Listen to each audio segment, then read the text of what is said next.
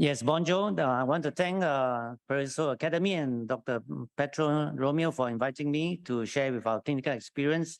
I thank the previous speaker for giving us a great basic science background. So as clinician, after we learn about the knowledge, we must put it into practice for our patients. So for me, I'm a clinician, a rheumatologist and internal medicine. I have a clinic in Singapore, and we see about 60 to 80 patients a day. And we also have rehab services next to our clinic. And today I want to share with you some new possibilities. As I think as yesterday, Dr. Torre mentioned new possibilities. Today is a new day, the second day of the Congress. I believe we have new strength for today, and today we are learning new opportunities and new possibilities. And what we learned today, I believe, when we bring back home to our clinic, will give us new results. So that is the purpose of the meeting. And as Dr. Torre shared about this paper, during the last 3 years, we have been in email communication with Dr. Petro, and I received this paper in February of 2022. This year, 2022, and I read it with great interest. And I would like to point out one patient, patient number 8 in this paper, 8 years old, child with hemorrhagic stroke, had transcranial occipital treatment with the diamagnetic therapy, pain control, fast fiber stimulation, liquid movement, total of 10 sessions. And after 10 sessions, the child had better ocular response to external stimuli, more reactive to external light, colors, and objects.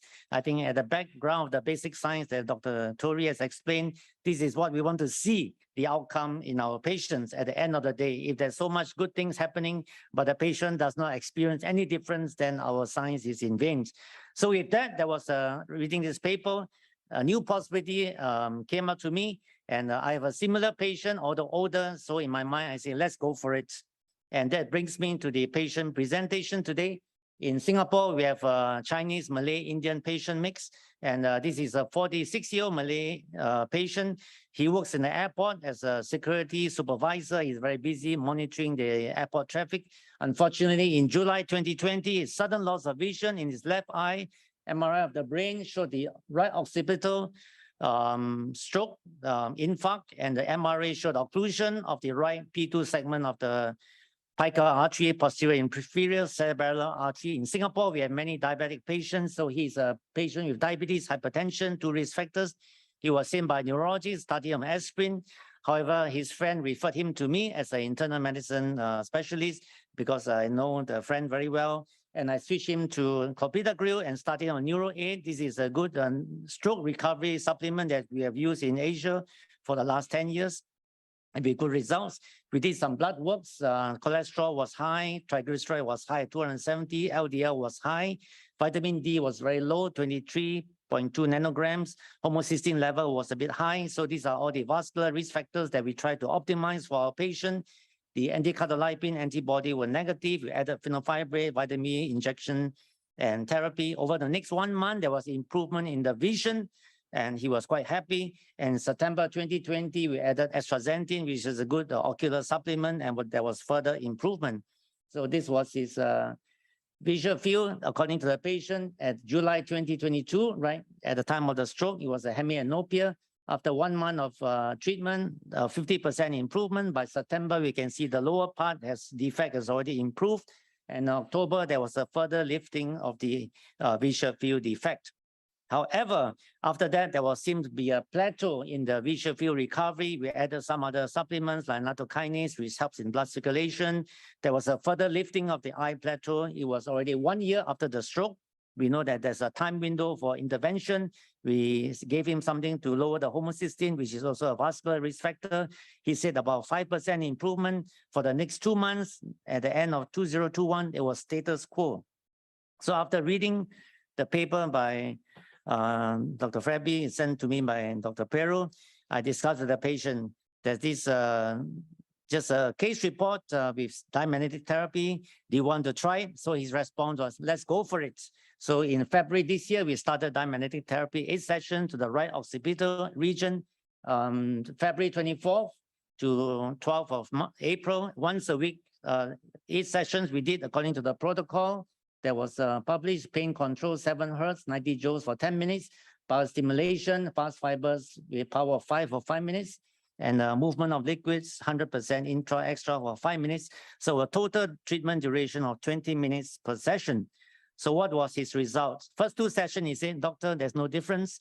But after the 3rd session, he said there was improvement, reduction in his eye fatigue. His head was lighter. He felt better. According to the own patient's word before the CTU therapy, after driving to work from 7 a.m. to 10 a.m., his eyes will become tired. After 3 hours, he has to rest for 1 hour.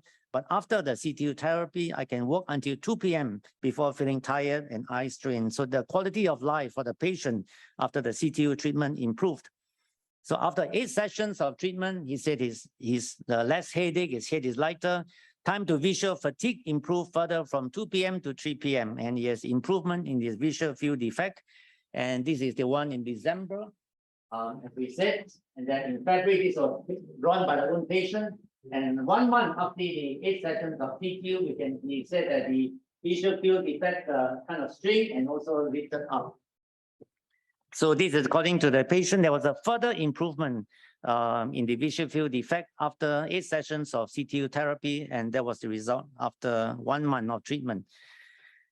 So after discussion, he rested for a month and he agreed to start for another maintenance course of 6 sessions from the 25th of May, every 1 to 2 weeks. He completed 2 sessions so far, and he said the eye fatigue has reduced. This morning in my clinic, he just completed his 3rd session. So I think from this clinical experience, as Dr. Torres has said, the neuroplasticity, the ability of the brain to reorganize itself both in structure and in function.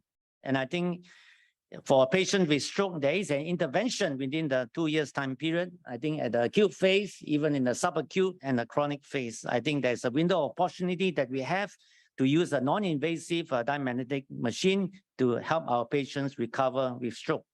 And just to quote the article, the CTU machine delivers a broad spectrum of electromagnetic frequencies which selectively stimulate the biological tissues according to the proper specific frequency bandwidth, including the parenchyma, musculoskeletal tissues, nerve fibers, and cell membrane. And I like this statement that was made in this article. Nevertheless, in the rare disease article, we may consider that though the limited improvement can positively change the quality of life in such patients. And that's what we want to see in our patients, recover faster and better. They can go back to work. Our patient is a young working adult and his role is important. I think the role of CTU can be used even earlier in our patient. We use only after 1.5 years of his stroke, but I think in the early acute phase and also even before the chronic phase, the usage of diamagnetic therapy can further improve the patient quality of life and bring recovery. So in Singapore, we have many stroke patients. In our Singapore statistics, almost 9,000 stroke patients a year, which works out to 25 stroke patients a day, which is 1 patient having stroke every hour. So at the end of this 2 days conference, there are already 48 new stroke patients in our country, because in Singapore, we have high incidence of diabetes, hypertension, all the cardiovascular risk factors with the good food in Singapore. So I think these are some of the things we can intervene for our patients with stroke. So with that, I would like to conclude that the role of diamagnetic therapy in stroke rehab and recovery deserves further study. We have a strong basic science background, as Dr. Torres has mentioned to us, many basic science studies. And now it's for us to bring the basic science to clinical practice and to see our patients improve in their quality of life, in their rehabilitation, and in their recovery. So I'd like to end with this quote by the former President Ronald Reagan of America. Every new day begins with possibilities. It is up to us as clinicians, scientists to fill it with the things that move us towards progress and peace. Grazie. Thank you very much.